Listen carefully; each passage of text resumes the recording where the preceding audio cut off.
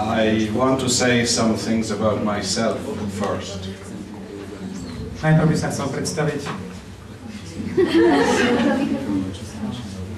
I'm a Salesian.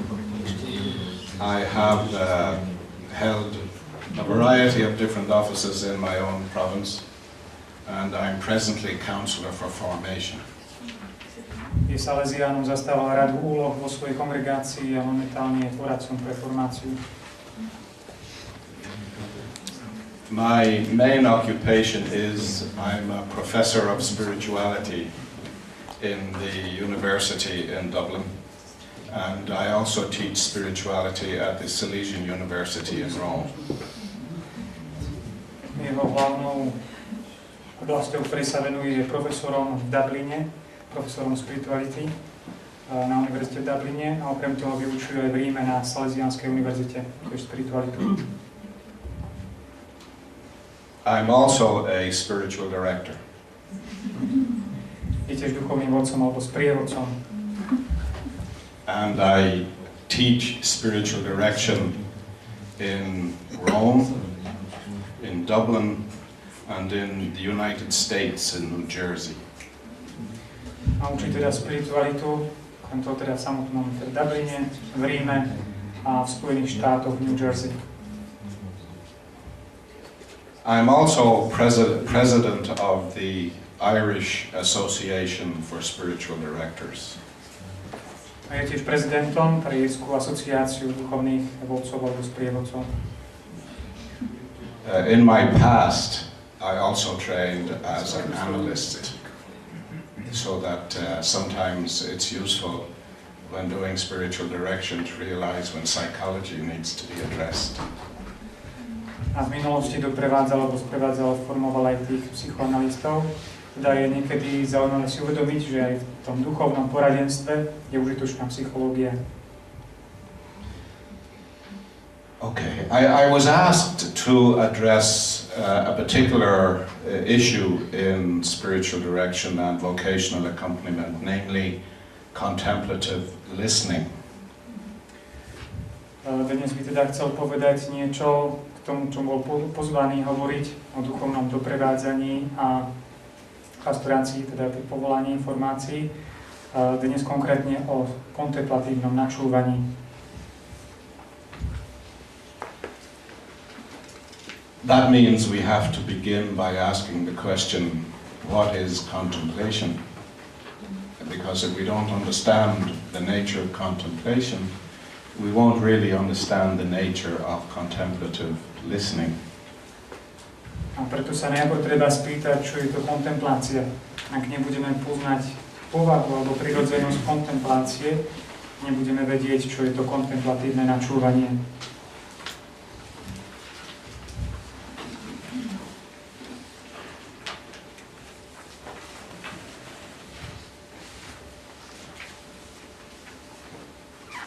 The human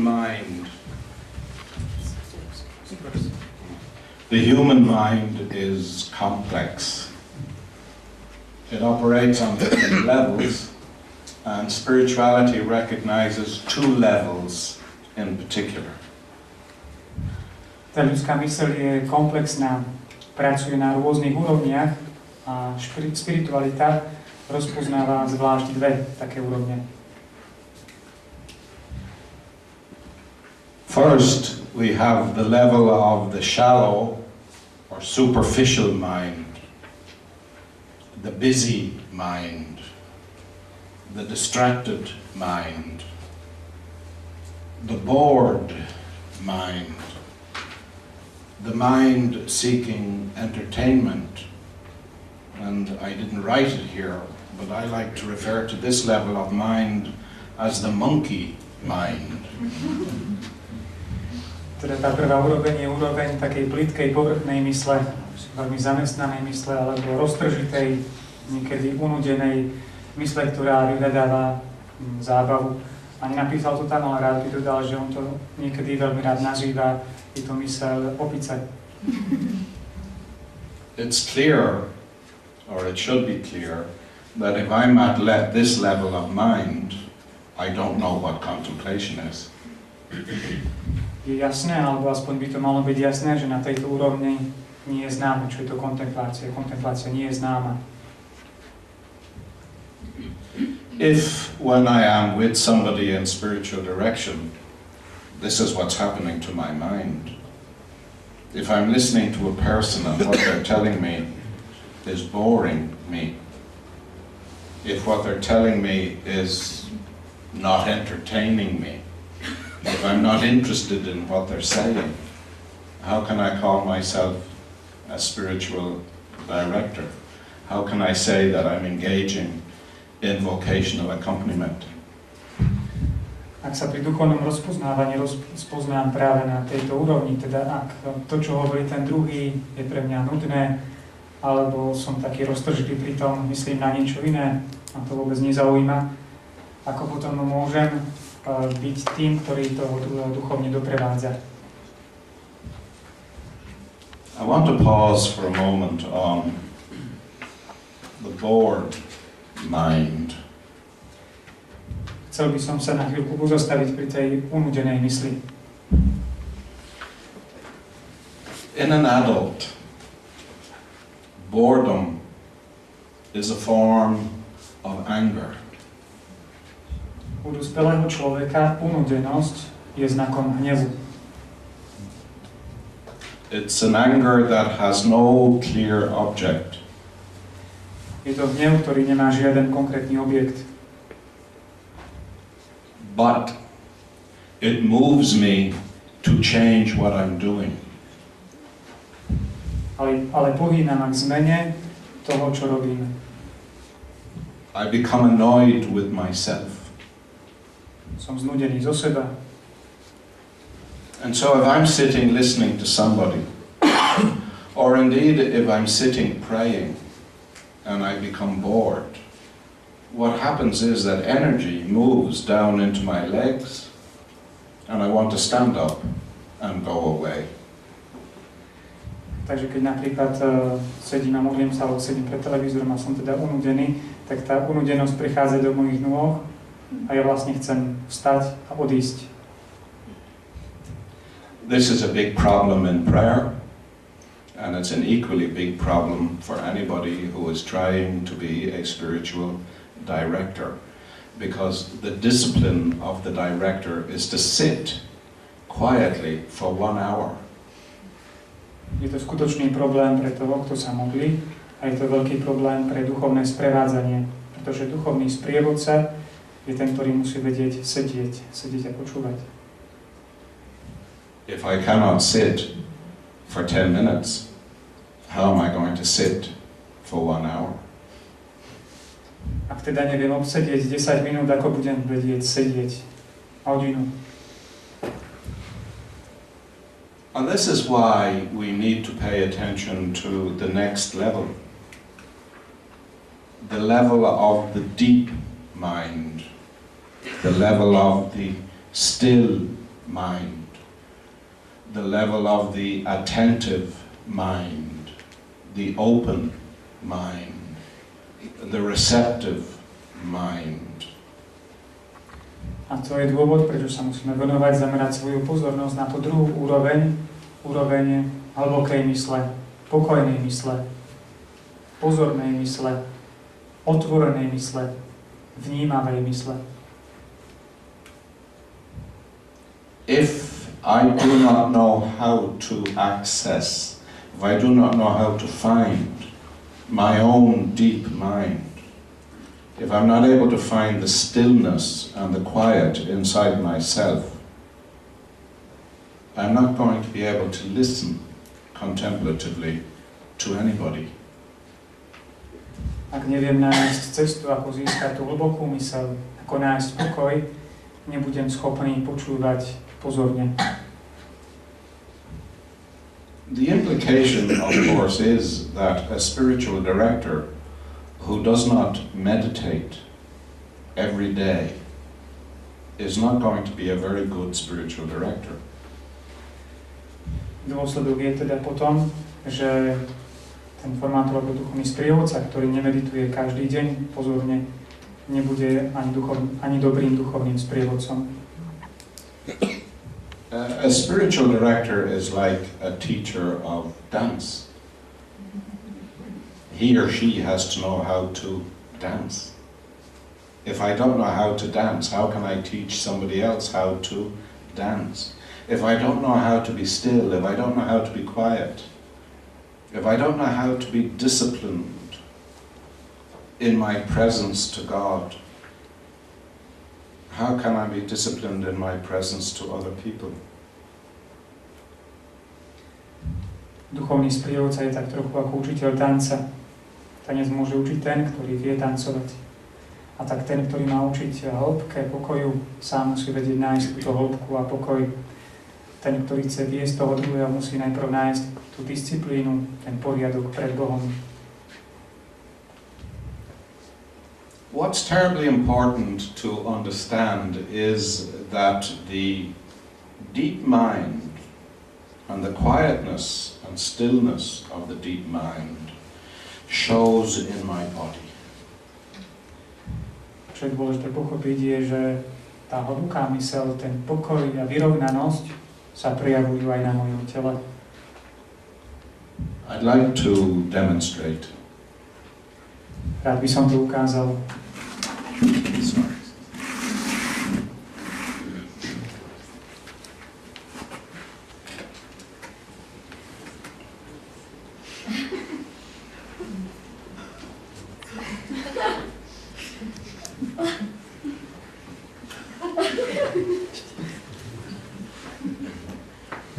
This is not the quiet mind. Toto nie je tá pokojná myseľ. This is the quiet mind. Toto je pokojná myseľ.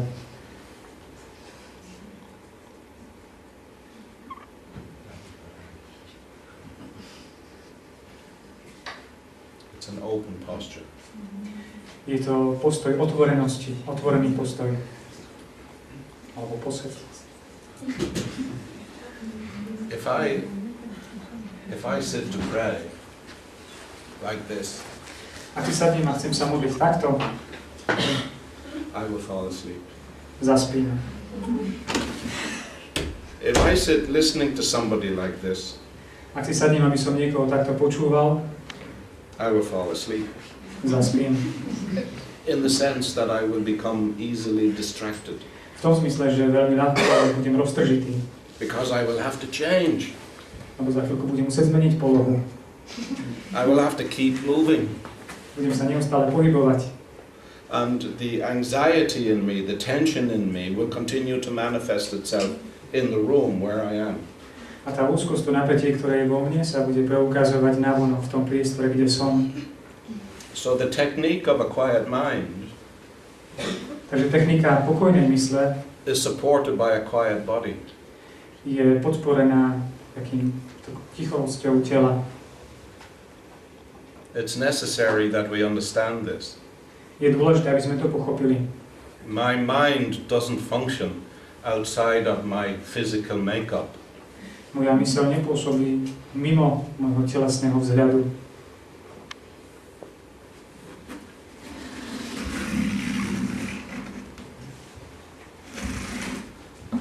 An open posture of the body is an invitation to others to relate to me. Otvorený postoj tela je takou pozvánkou k ostatným, aby vytvorili so mnou vzťah. A closed posture of the body is an invitation to other people to stay away from me. Naopak, uzavretý postoj tela je jasným posolstvom pre toho druhého, aby sa držali odo mňa. And so the discipline of achieving a quiet mind is supported by the discipline of achieving a quiet body and an open posture. Takže disciplína získania pokojnej, tej hlbokej mysle vychádza z tej disciplíny zaujatia pokojného postoja tela, otvoreného postoja. And so if I meditate from my deep mind, if I meditate with an open posture, It will train me to listen to other people from the deep mind and with an open posture. A tak, ak meditujem z tej hlbokej mysle v otvorenom postoji tela, bude ma to viesť k tomu, že budem aj tých druhých počúvať z tej hlbokej otvorenej mysle v otvorenom postoji tela. I'd like to tell you a story. Rád by som vám porozprával príbeh. A very wise spiritual director I know, a sister, told me this story. On one occasion, a woman asked if she could come for spiritual direction, and they made an appointment for the woman to come on a certain day and to begin a program of spiritual direction. Ten príbeh mu porozprávala jedna sestra, veľmi múdry duchovný sprievodca, múdra duchovná sprievodkyňa. Hovorila, že raz si s ňou jedna žena dohodla stretnutie. Dohodli sa na konkrétnom čase, kedy za ňou príde. The sister invited the lady to sit, and the lady was sitting there, and the sister was sitting here, and the lady said nothing. And for an hour, she said nothing. What did the sister do? Teda sestra ponúkla tú ženu, aby si sadla, žena si sadla si aj sestra a žena zostala ticho. O hodinu nič nepovedala. Čo robila sestra? Čo robila sestra? To je otázka na vás.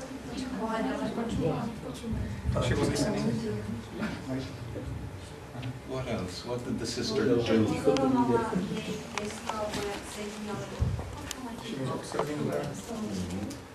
For how long? Ako dlho? 1 hour. You see, the important thing for a spiritual director is to accompany the person. If the person wants to be accompanied in silence, that's what the spiritual director does. But let me ask you a question.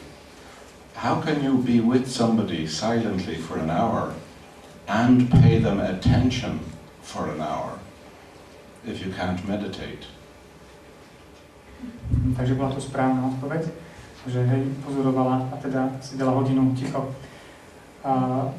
Ale jeho otázka je, že ako možno byť hodinu ticho a pozorovať toho druhého, keď človek nevie možno byť ticho a meditovať tak dlho. For the wise spiritual director, being in the presence of a person is symbolic of being in the presence of God. Pre múdreho duchovného sprievodcu znamená byť v prítomnosti sprevádzanej osoby ako byť v prítomnosti Boha. A vlastne tu som zabudol pri predošlej časti, že duchovný sprievodca sprevádza toho druhého. Keď treba, sprevádza ho aj v tichu. Nie len hovorením, ale aj práve v tom tichu ho sprevádza. And that's why we talk about contemplative listening. A to je to presne to, čo znamená kontemplatívne načúvanie. In my meditation and in my prayer, I'm contemplatively listening to God. In my spiritual direction, I'm contemplatively listening to God in the life of a person. V modlitbe a meditácii kontemplatívne načúvam Bohu. V duchovnom sprevádzaní kontemplatívne načúvam Bohu prítomnému v živote toho druhého človeka.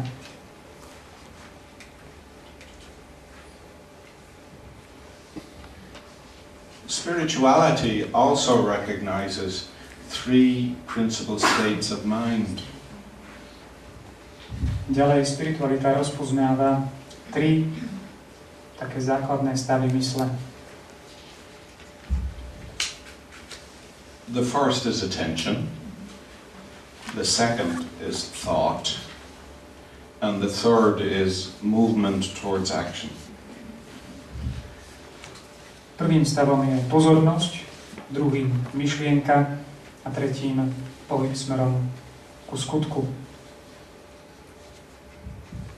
Which of these 3 supports contemplation? Which of these 3 supports contemplative listening? Ktoré z týchto troch podporuje, napomáha kontemplatívne načúvanie? Ktoré z týchto troch pomáha duchovnému sprevádzaniu? Ako? Last one. Which of these two? We said the last one. Which the last one? Movement towards action. Which? This one? Attention? Or thought? Or the movement towards action? Which? Which is the basis of contemplation? The first. Contemplation does not think. Contemplation does not yet move towards action. When I am contemplating, I am simply paying attention. The discipline of attention is necessary for me to achieve the deep mind. Takže správne je toto prvé, lebo načúvanie ešte sa nerozmýšľa, ani sa nepovína ešte ku konkrétnemu skutku. Kontemplatívne načúvanie spočíva na tom prvom bode, na tej pozornosti. When I am contemplating, I am paying attention. Keď kontemplujem, tak dávam pozor. If I start thinking, I'm distracted. Keď začínam myslieť, tak som už roztržitý. If I start wanting to do something, I'm still distracted. Ak už začnem chcieť niečo konať, tak opäť som roztržitý. When that sister was sitting with that woman, she was simply paying attention. Keď tá sestra sedela spolu s tou ženou, tak jednoducho dávala pozor. The problem for many spiritual directors is that at that moment when they're with somebody who is simply being silent, they're asking themselves questions, and the question normally is, what will I do? Problémom je, že keď takýto duchovný vodca sedí s človekom, ktorý k nemu príde a je ticho, tak prvé, čo duchovný sprievodca začne rozmýšľať, čo s týmto človekom robiť, čo mám robiť. My job isn't to do anything. Mojou úlohou nie je robiť niečo. My job is simply to pay attention. Mojou úlohou je jednoducho dávať pozor. To God at work in that person's life. Pozor voči Bohu, ktorý koná v živote daného človeka. My job is to listen to the silence. Mojou úlohou je načúvať tichu. To welcome the silence. Privítať ticho. To support the silence. Podporiť ticho. And to encourage the person to go deeper. A povzbudiť danú osobu, aby šla hlbšie. Without saying anything. Bez toho, aby som čokoľvek povedal. Simply by my presence. Jednoducho svojou prítomnosťou.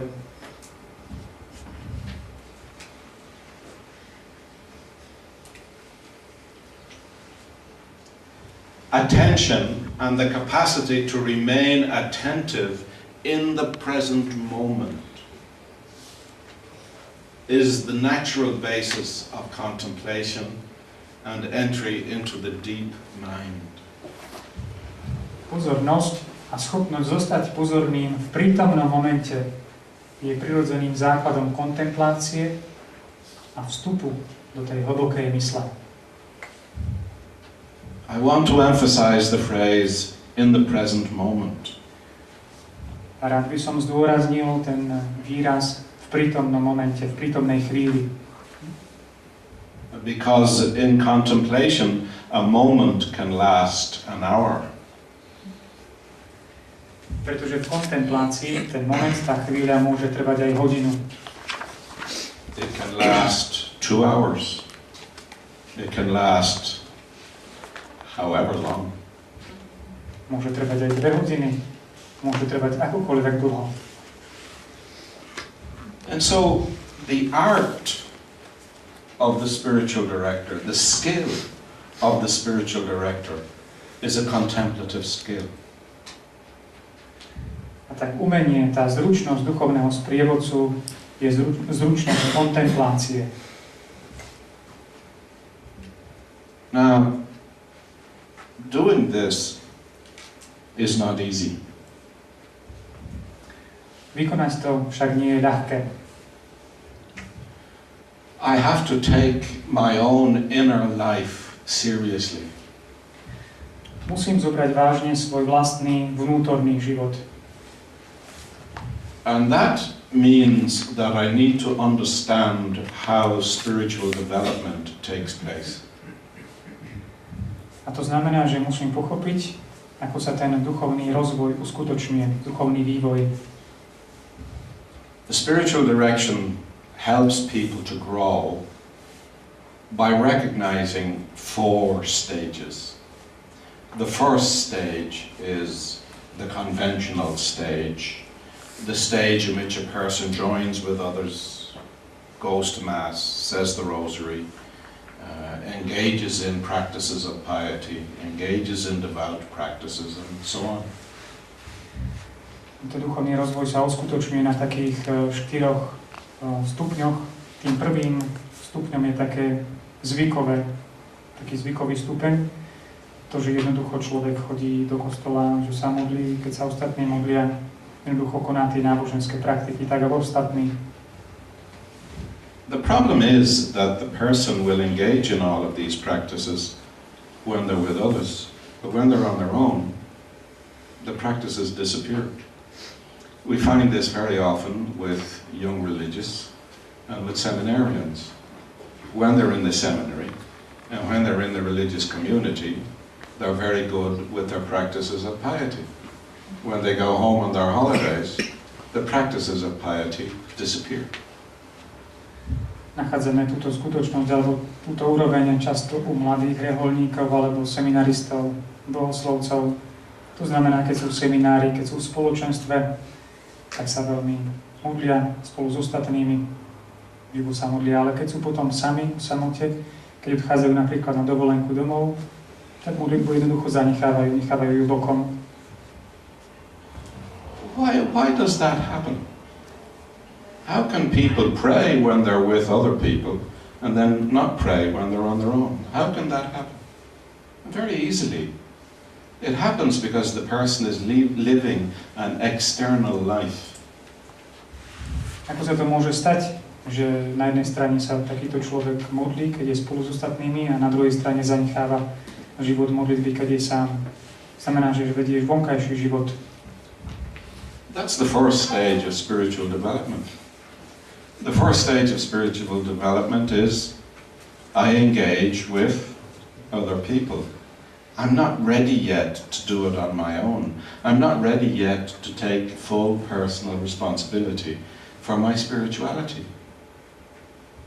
To je ten prvý stupeň duchovného rozvoja.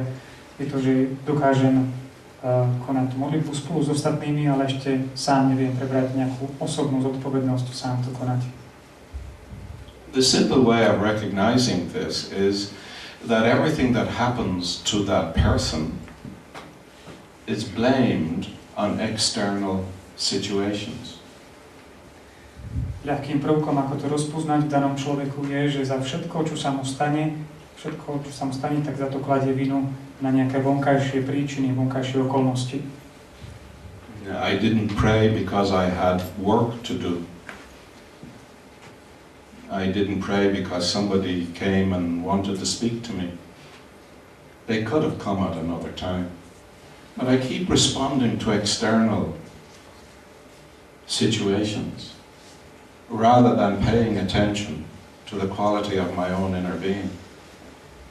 Je to napríklad, že nemohol som sa modliť, lebo som mal veľa práce. Nemodlil som sa, lebo prišiel za mnou niekto, stretol som sa s niekým. Je to neustále kladenie za príčinu niečomu vonkajšiemu a nikdy nie prebratie tej vnútornej, alebo nie pozornosť na tú vnútornú vlastnú skutočnosť.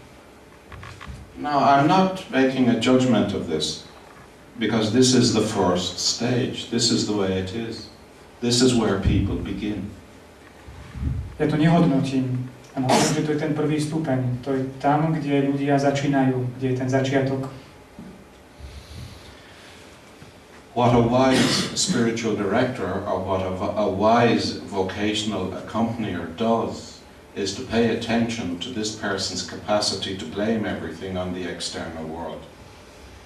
Čo múdry alebo prezieravý duchovný vodca, sprievodca alebo sprievodca povolaním robí, že sa sústreďuje na tú skutočnosť obviňovania alebo dávania za príčinu veciam, ktoré sa dejú danému človeku vždy vonku.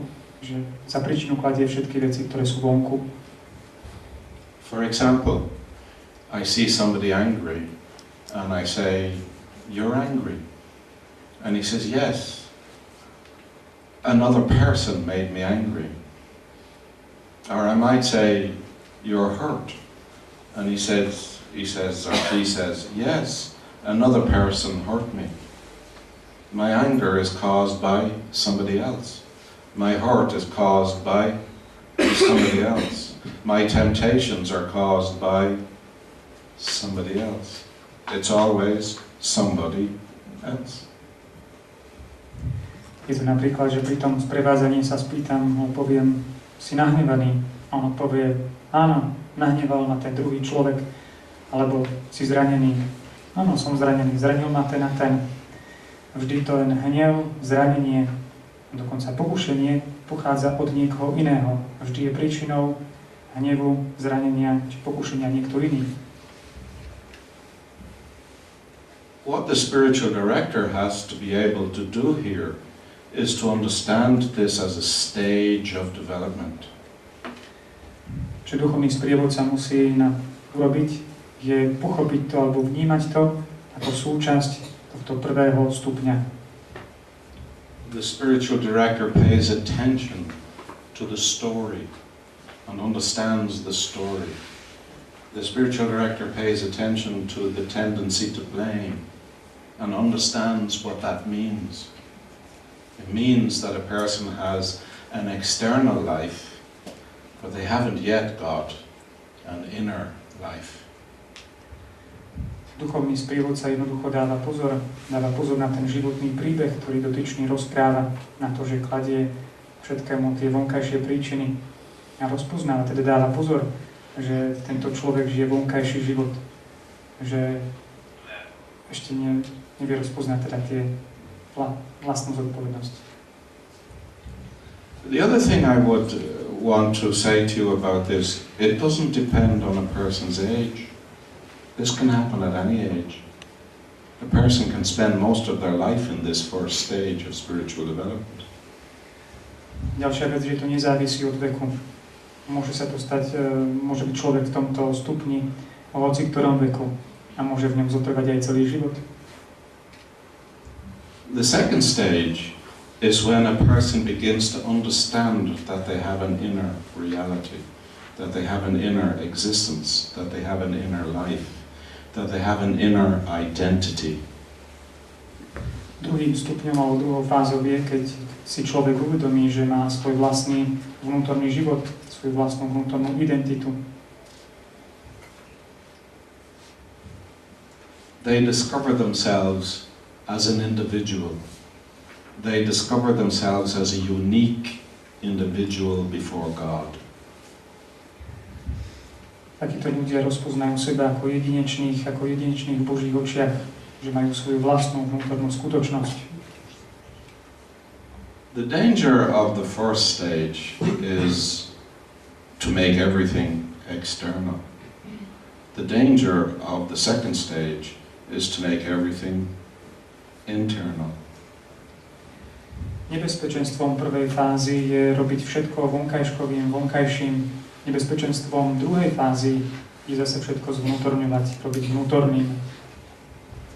Very often when a person, for example a young religious, moves from the first stage to the second stage, they begin to find community practices of piety very difficult. Veľmi často napríklad mladý človek, napríklad reholník, keď prechádza z toho prvého stupňa do druhého stupňa, tak začne považovať komunitnú zbožnosť alebo komunitnú modlitbu za ťažkú a náročnú. And the reason for this is they are discovering themselves as unique individuals. They're not discovering themselves as members of communities. Je to preto, že seba objavujú ako individuá a nie ako členov komunity. And so very often in books on spirituality, you will find people, authors, writing about individualism.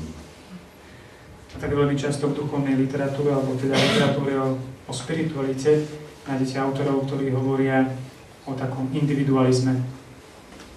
Individualism becomes a problem when I place my inner life over against that of other people.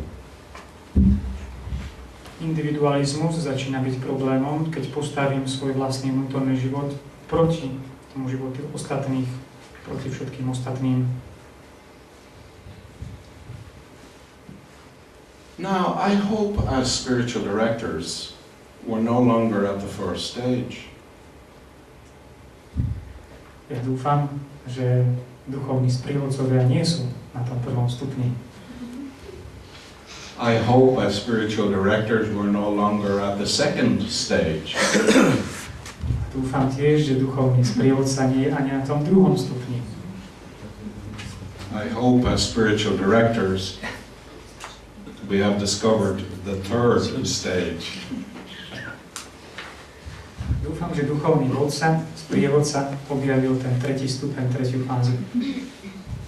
The third stage happens when I discover that you also are a unique individual. Tretím stupňom je, keď objavím, že aj vy, každý iný človek okrem mňa, je vzácnym individuom. That you have your own gifts and you have your own difficulties, just as I have my gifts and my difficulties. And so community begins to be possible. Keď objavím, že každý z vás má svoje dary a má svoje ťažkosti, tak ako aj ja mám svoje dary a svoje ťažkosti. Keď objavím ten zmysel komunity. What is possible at the first stage is common life, not community. What is possible at the second stage is neither common life nor community. What is possible at the third stage is true Christian community. Čo je možné na tom prvom stupni je spoločný život, ale nie komunita. Na tom druhom stupni ani spoločný život, ani komunita. Až na treťom stupni je skutočná kresťanská komunita. But as wise spiritual directors, we should know that Christian community, genuine Christian community, is a point of arrival, not a point of departure. Čo však ako múdri duchovní sprievodcovia musíme vedieť, že skutočná pravá kresťanská komunita nie je východiskový bod, ale je to cieľ. And this is where contemplation returns. I'm not going to be able to contemplate the unique beauty of God if I haven't discovered the unique beauty of every creature. A tu sa vracia myšlienka kontemplácie, kde budeme môcť kontemplovať, obdivovať jedinečnú krásu Boha, ak nebudem vedieť obdivovať jedinečnú krásu Jeho stvorení. How can I help another person to discover her or his beauty or goodness or truth if I'm only interested in my own? Ako budem môcť pomôcť druhej osobe objaviť jeho alebo jej krásu, dobro, ak som zaujatý len tým svojím vlastným? In order to be a good spiritual director, capable of contemplative listening, I have to know that the person who is in front of me, regardless of their stage of development, is seen as the beloved of God. Čo je dôležité, aby som ako múdry duchovný sprievodca vedel rozpoznať človeku, ktorý je predo mnou, bez ohľadu na to, v ktorom duchovnom stupni sa nachádza jedinečné Božie stvorenie. I need to understand this, because if that is not part of what is in my heart, I'm not going to be able to sit quietly with somebody for an hour. Je dôležité pochopiť toto, ak to nebude súčasťou môjho srdca, tak nedokážem sedieť pred niekým hodinu.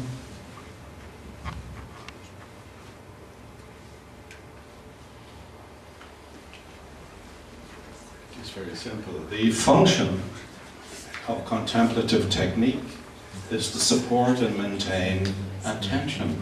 But attention to what? Not attention to myself, but attention to the other. And to pay attention to the other, I have to have moved through the first and the second, and now I'm in the third, hopefully, I'm in the third level of development. What's the fourth? Teda funkciou, úlohou kontemplatívnej techniky je podporiť a udržať pozornosť, ale pozornosť akú?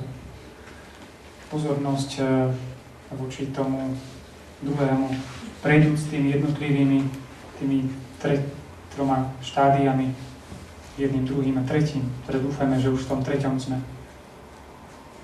What's the fourth? A aká je tá sila? The fourth is very difficult to describe. And the reason why it's very difficult to describe is very few people arrive in it. Pardon, teda, aká je ten štvrtý stupeň?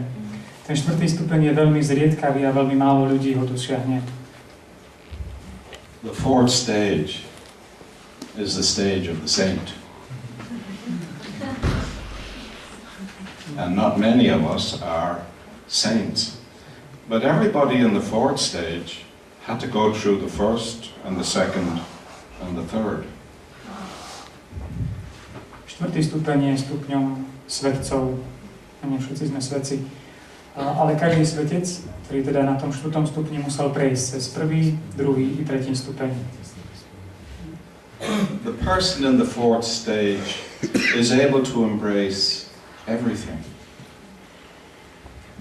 Osoba v tom štvrtom stupni je schopná objať všetko.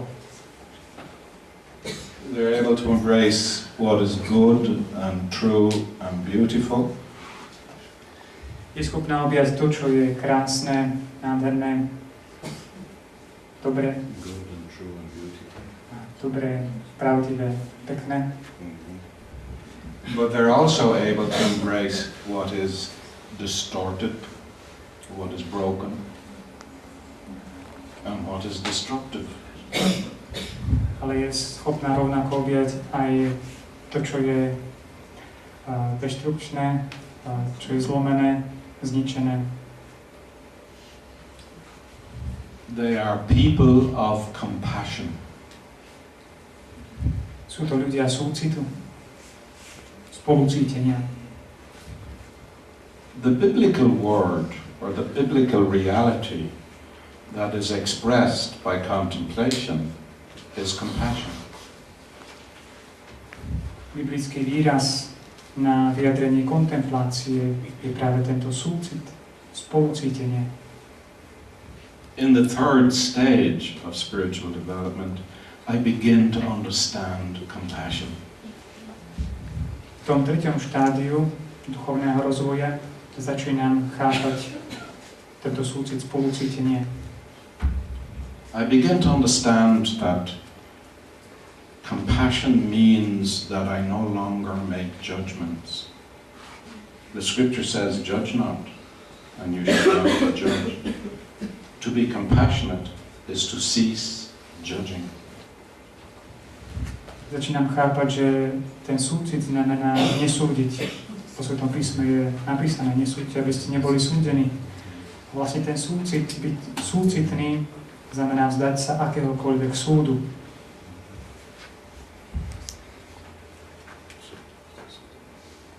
Contemplative attention is fundamental to spiritual direction and vocational accompaniment. But that means that I'm in the third stage. That means I'm able to contemplate. And that means I understand the challenge of compassion, even if I'm not able to live it fully yet. Kontemplatívna pozornosť je základnou, teda tým základom pre duchovné vedenie a doprevádzanie povolaní. To znamená, že som v tom 3. stupni, viem, čo je to kontemplácia, viem, čo je to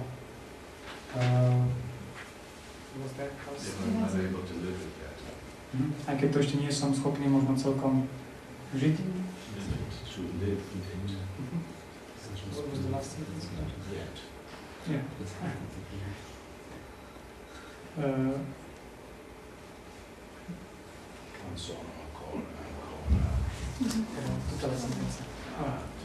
Okay.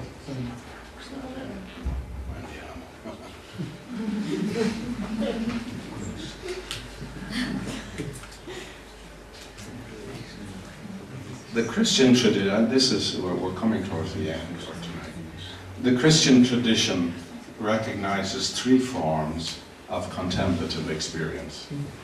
A tu prichádzame ku koncu dnešnej prednášky. Kresťanská tradícia rozpoznáva 3 formy kontemplatívnej skúsenosti.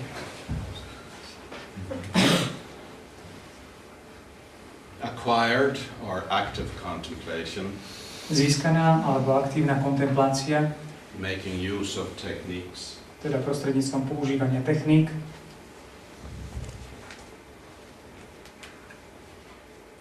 Infused or passive contemplation, experiencing movements of grace. Vliata alebo pasívna kontemplácia, je to zakúšanie hnutia milosti.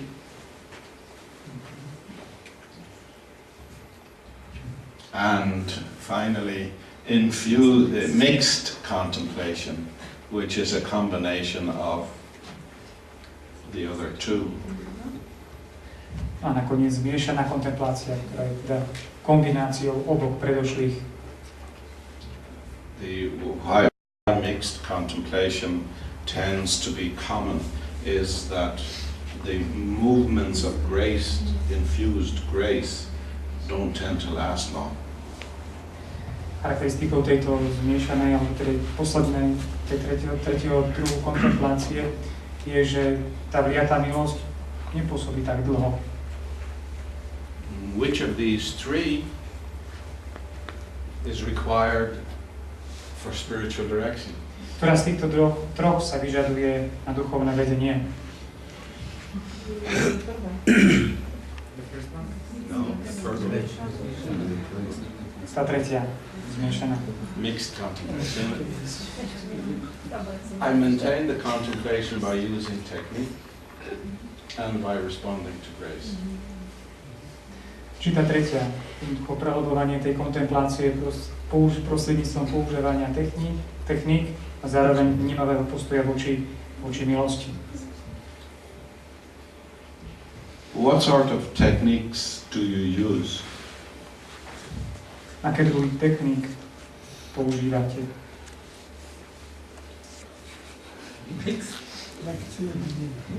Lexio divina. What other techniques? Aké ďalšie techniky?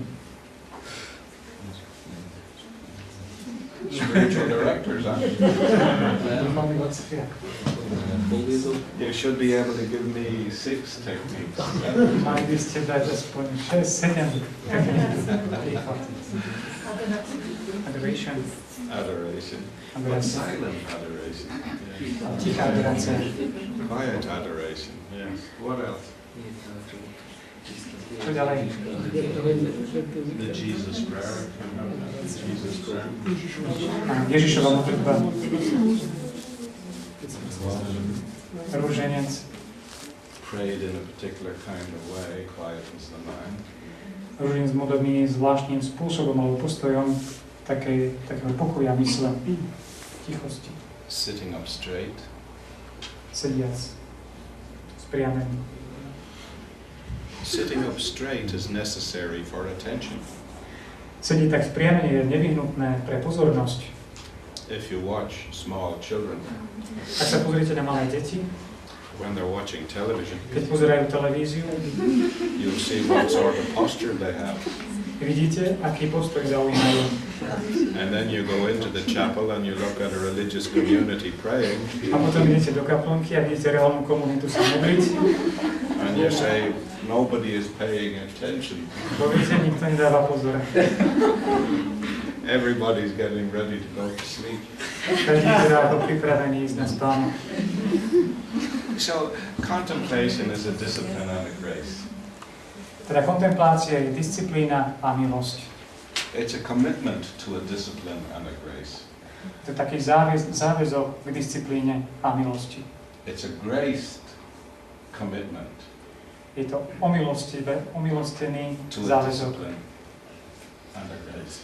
Záväzok k disciplíne a milosti. The last technique is breath. Poslednou technikou je dýchanie. Because in order to have a quiet mind, Pretože kvôli tomu, aby človek mal pokojnú myseľ, I need to slow my brain down. potrebujem spomaliť svoju myseľ. And we slow the brain down by slowing our breathing down. A spomalujeme svoju myseľ tým, že spomalujeme svoje dýchanie. But the kind of breathing is with the diaphragm down here. Ale ten spôsob dýchania, ktorý vychádza zo spodu, od bránice. If people would like to have some lessons, I will teach it. Ak by ste chceli nejaké hodiny, tak vám môžem poskytnúť, vás naučiť. We'll have a tutorial. Že budete to prevádzať. Ask them if they have any questions. Ak máte nejaké otázky, môžete položiť na objasnenie toho, čo bolo povedané.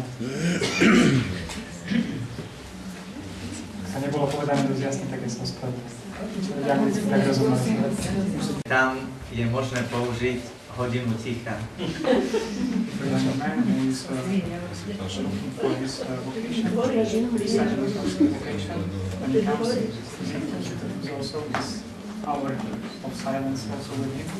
No, I wouldn't employ the hours only if he remains silent. Ale v tom prípade, keď ten daný človek zostane ticho. Áno, takže môžeš ostať ticho.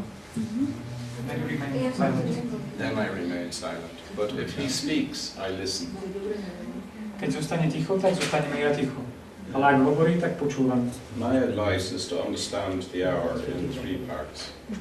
The hour of spiritual direction in 3 parts. 20 minutes for listening. On rozumie tú hodinu duchovného vedenia rozdelenú do takých 3 častí. 20 minút počúvanie. 20 minutes, second 20 minutes. 20 minutes for a little bit of conversation. Ďalších 20 minút na takú konverzáciu, rozhovor. But a conversation that goes deeper into his story. Ale rozhovor, ktorý ide hlbšie do príbehu toho človeka. We always seek depth, a deeper understanding. Vždy hľadáme hĺbku, hlbšie pochopenie. And then in the third 20 minutes, if I want to teach him something, then I will do it then. A potom posledných 20 minút, ak chcem ho poučiť o niečom, tak môžem použiť tých posledných 20 minút na učenie. Or if I want to recommend a book, or if I want to recommend some scripture reading, I do it in the last 20 minutes. Alebo ak mu chcem odporučiť nejakú knihu alebo úryvok z písma, tak na to môžem použiť tých posledných 20 minút. And I might pray with him for healing. Alebo ak chcem sa s ním modliť za uzdravenie.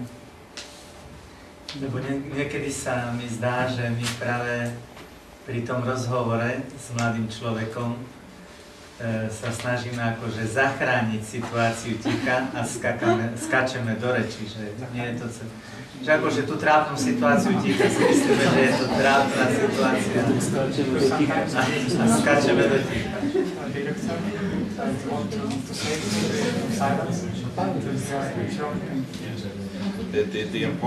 The important thing is for the spiritual director stop thinking. Dôležité pre duchovného vodcu je prestať rozmýšľať. Stop acting. Prestať konať. Pay attention. Dávať pozor.